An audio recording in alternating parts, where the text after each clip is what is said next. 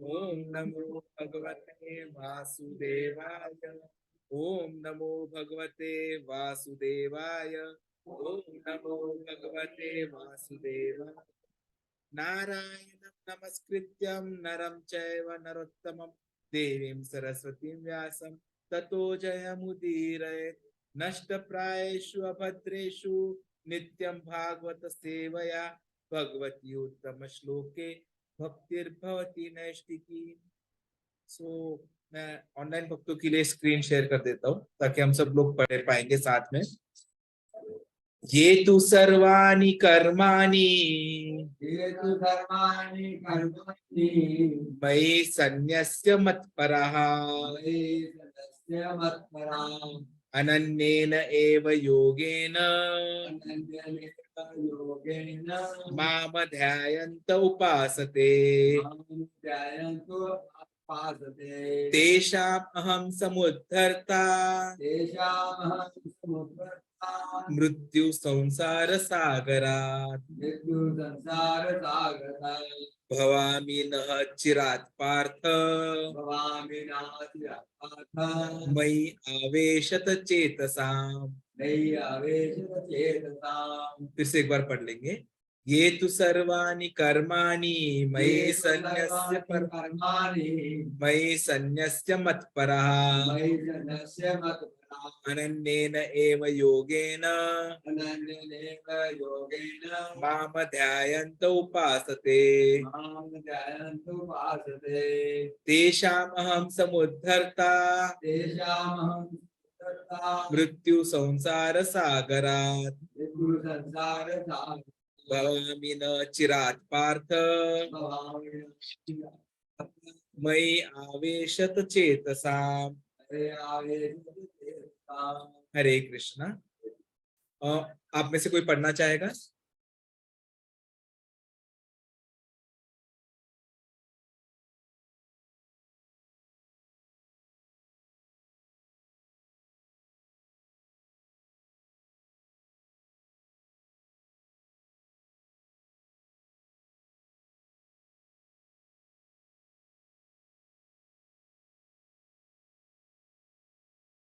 मां ध्यायन्त उपासते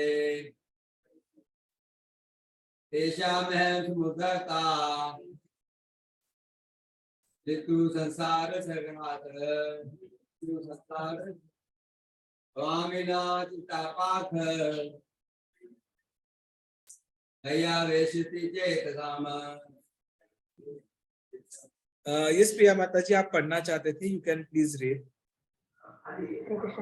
ये तु सर्वाणि कर्माणि मयि सन्न्यस्य मत्परः अनन्येनैव योगेन मां ध्यायन्त उपासते तेषामहं समुद्धर्त मृत्युसंसारसागरात् भवामि न चिरात् पार्थ मय्यावेशितचेतसा।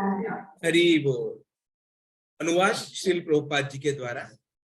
जो अपने सारे कार्यों में को मुझ में अर्पित करके तथा अविचलित भाव से मेरी भक्ति करते हुए मेरी पूजा करते हैं और अपने चित्तों को मुझ पर स्थिर करके निरंतर मेरा ध्यान करते हैं, उनके लिए है पार्थ मैं जन्म मृत्यु के सागर से शीघ्र उद्धार करने वाला हूं। तात्पर्य, यहाँ यह स्पष्ट कहा गया है कि भक्तजन अत्यंत भाग्यशाली है कि भगवान उनका इस भवसागर से तुरंत ही उद्धार कर देते हैं। शुद्ध भक्ति करने पर मनुष्य को इसकी अनुभूति होने लगती है कि ईश्वर महान है और जीवात्मा उनके अधीन है। उसका कर्तव्य है कि वह भगवान की सेवा करे और यदि वह ऐसा नहीं करता तो उसे माया की सेवा करनी होगी। आगे यहाँ आता है, चाहे वह जो भी कर्म करे कृष्ण के लिए ही कर्म करे। भक्ति का यही आदर्श है। जीवन का उद्देश्य कृष्ण को प्रसन्न करना होता है। मनुष्य अपने कार्य में लगा रहकर हरे कृष्ण महामंत्र का कीर्तन कर सकता है। वराह पुराण में एक श्लोक आया है जिसका तात्पर्य है कि वैकुंठ लोक में आत्मा को ले जाने के लिए भक्त को अष्टांग योग साधने की आवश्यकता नहीं है। इसका भार भगवान स्वयं अपने ऊपर लेते है। और नारायणीय उपनिषद जो है उसमें भी एक श्लोक आता है कि मनुष्य को चाहिए कि वह न तो सकाम कर्म की विभिन्न विधियों में उलझे, नहीं कोरे चिंतन से ज्ञान का अनुशीलन करे। जो परम भगवान की भक्ति में लीन है वह उन समस्त लक्ष्य को प्राप्त करता है जो अन्य योग विधियों, चिंतन, अनुष्ठानों, यज्ञों, दान पुण्यों आदि से प्राप्त होने वाले है। और भगवत गीता का जो निष्कर्ष 18वें अध्याय में है वह इस प्रकार व्यक्त हुआ है, आत्म सर्वधर्मान परित्यज्य माम एकम शरणम व्रज अहम त्वं सर्व पापेभ्यो मोक्षयिष्यामि मा शुचः। मनुष्य को अपने गत जीवन के पाप कर्मों पर विचार करने की आवश्यकता नहीं रह जाती, क्योंकि उसका उत्तरदायित्व भगवान अपने ऊपर ले लेते हैं। प्रत्येक व्यक्ति को चाहिए कि वह परम शक्तिमान ईश्वर कृष्ण की शरण ग्रहण करे। यह जीवन की सर्वोच्च सिद्धि है।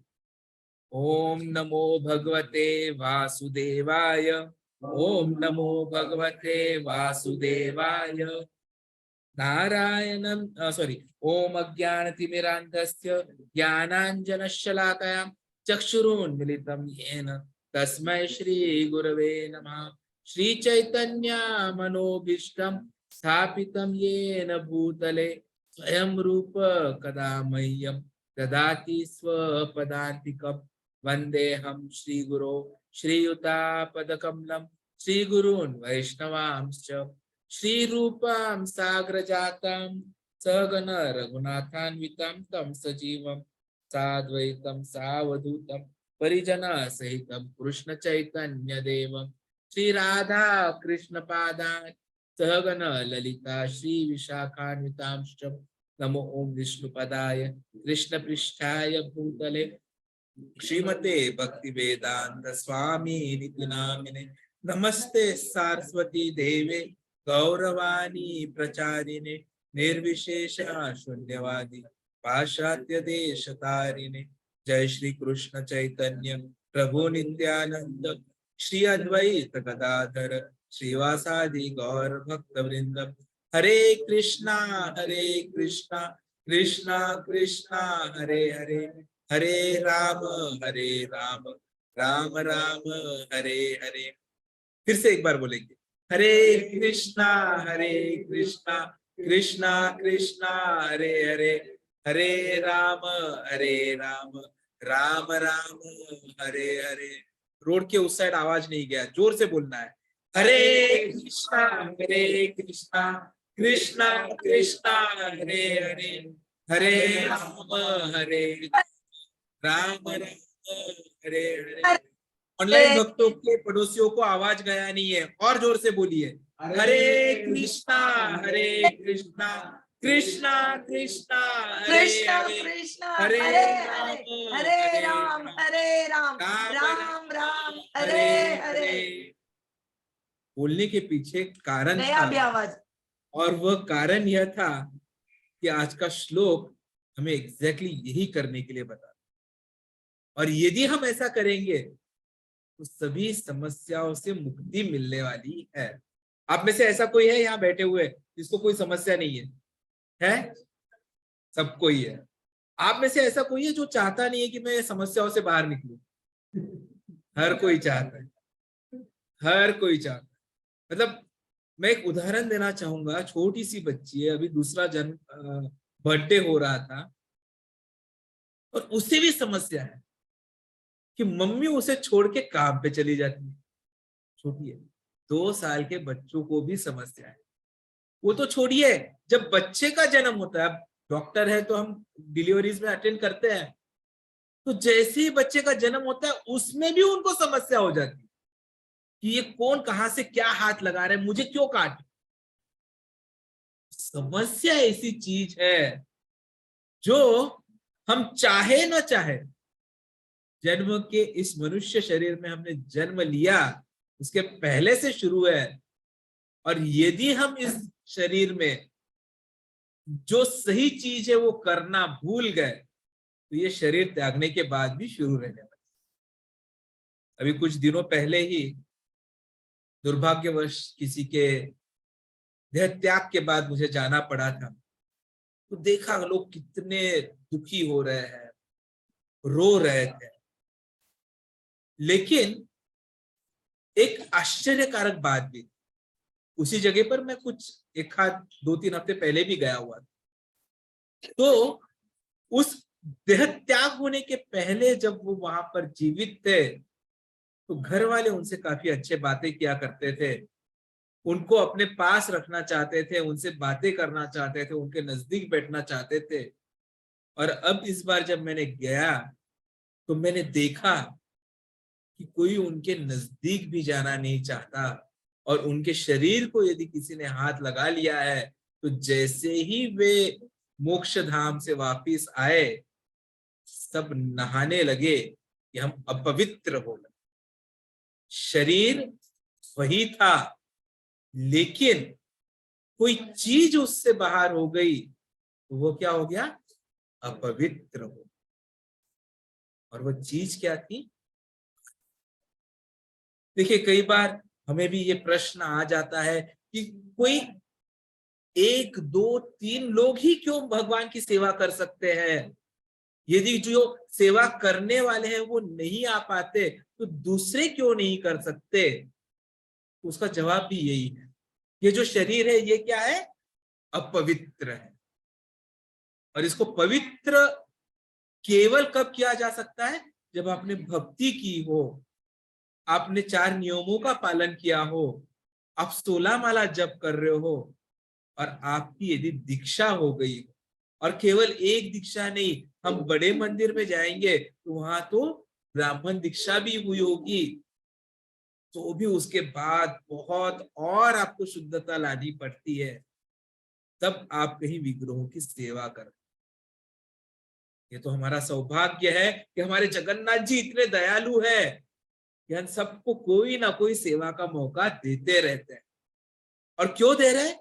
क्योंकि यहाँ कृष्ण बोल रहे हैं, इस श्लोक में कृष्ण क्या बोल रहे हैं कि मैं चाहता हूं आप भक्ति करें, और ऐसी वैसी भक्ति ना करें, ऐसी भक्ति करे कि मैं स्वयं आपको आपकी समस्याओं से मुक्ति दूं।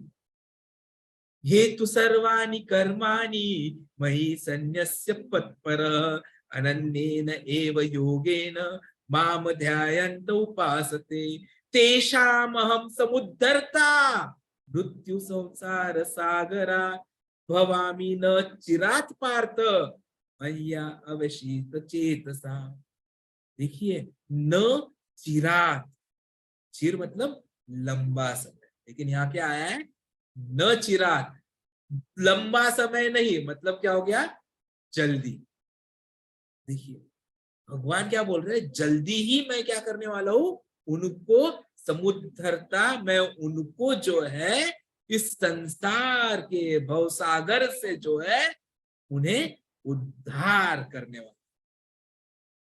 ये इस श्लोक का महत्व है। और इसीलिए हमने क्या किया? हमने ये जो बोलना था मंत्र, एक बार नहीं, 2 बार नहीं, बार बार बोला। अब ऐसा क्यों?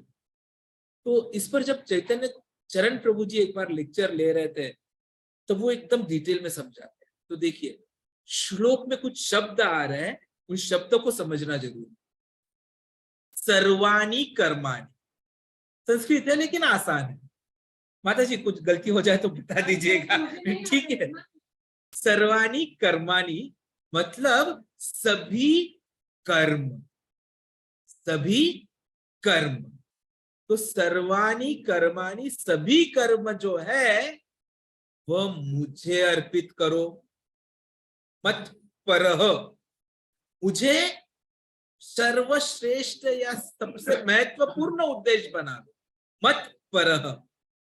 फिर आगे यहाँ क्या शब्द आ रहा है? अनन्येन योगेन, मतलब बिना मन के कहीं और विचलित हुए, केवल मुझ पर स्थित कर कर मम ध्यायन्ते उपासते, मेरा ध्यान करो, मेरी पूजा करो।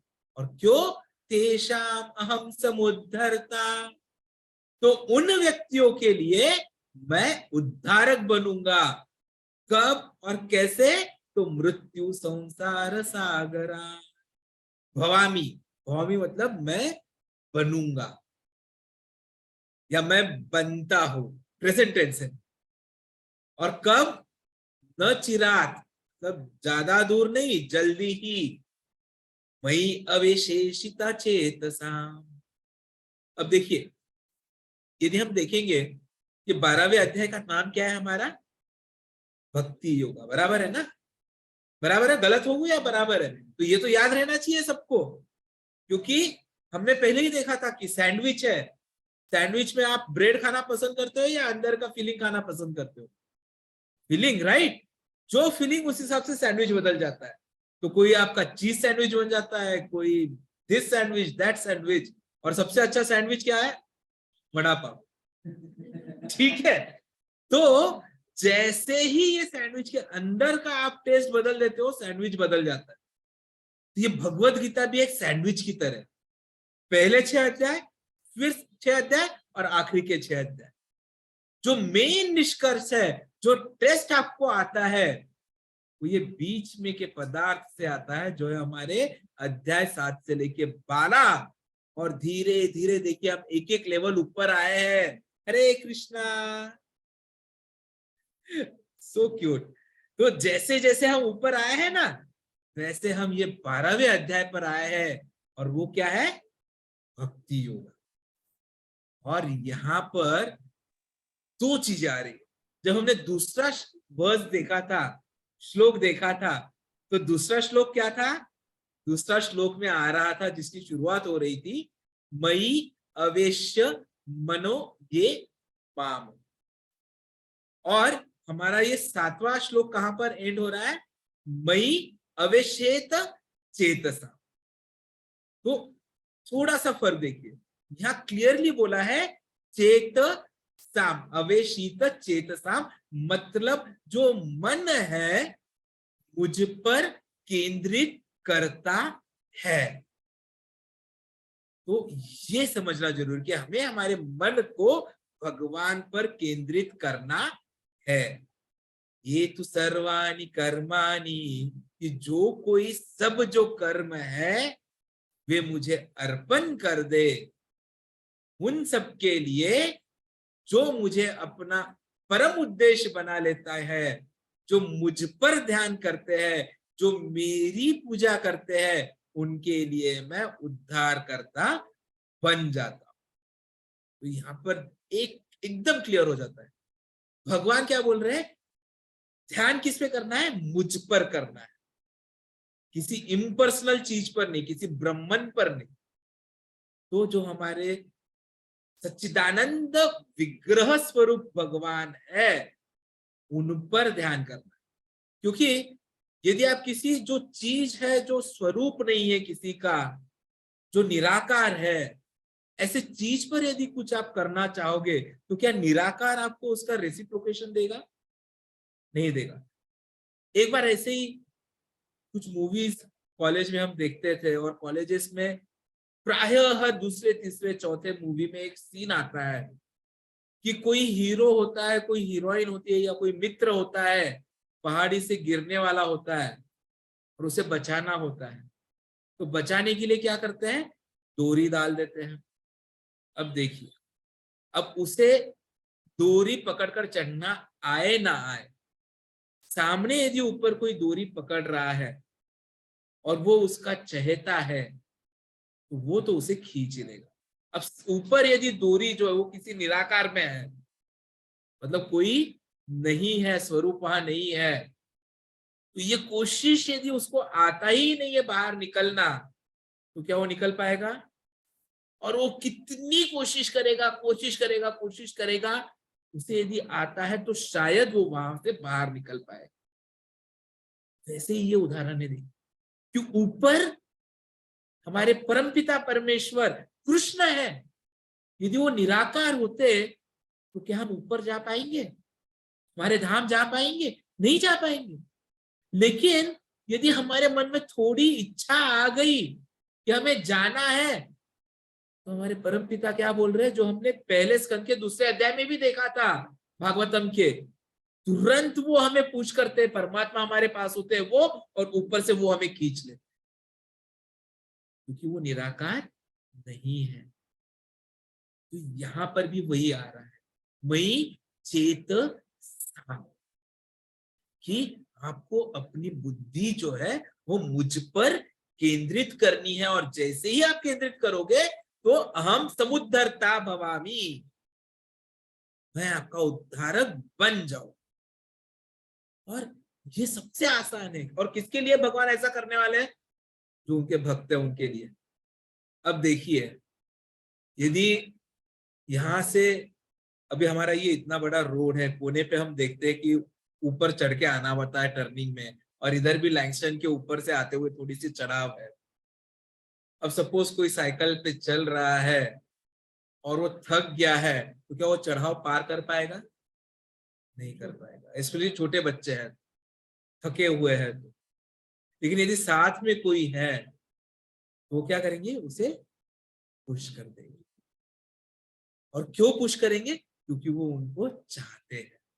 वैसे ही भगवान कृष्ण भी हमें चाहते हैं, और वे भी हमें पुश करना चाहते हैं कि भाई ये यहां से निकलो, क्योंकि आपका स्वभाव सेवा करना है, आपने मेरी सेवा करनी है, लेकिन गलती से आप माया की सेवा में लग गए हो। अब जॉब सब लोग करते हैं, अब हमारे कॉर्पोरेट सेक्टर में हम बोलते हैं कि yes you are doing a job, good. Job का फुल फॉर्म पता है क्या होता है प्रभु जी? कॉर्पोरेट लेक्चर्स में जनरली ये होता है, job is just other boss. Job में और कुछ नहीं होता है, job is just other boss, कोई और मालिक।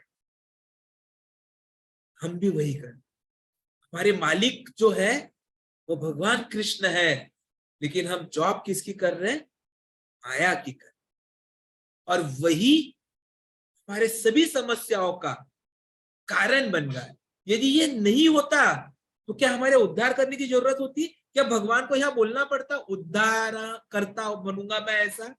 समुद्धरता मतलब क्या? कि हम पतित हो चुके हैं, हम फंस चुके हैं।